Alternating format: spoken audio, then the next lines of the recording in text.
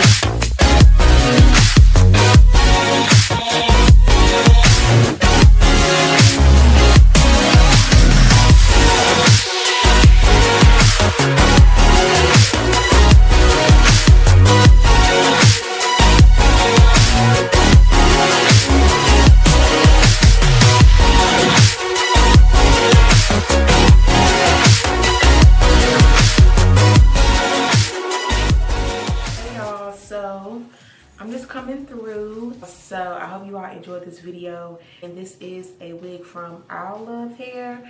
They sent me out a 22-inch 180% density wig. This is a 13 by 4 lace frontal unit. I just added some loose curls, as you guys saw. I did go in and bleach my knots on this wig, as well as I customized the hairline. It's a nice density, not too thin, not too thick, but it's like the perfect density if you don't like too much hair, but you like enough. It looks full. It does look full for the density. Yeah, I hope you guys enjoyed this video. Again, any questions, comments, or concerns, please be sure to hit me up down below. Please like, comment, and subscribe. And I'm going to talk to you guys in my next video. Love y'all so much. Bye.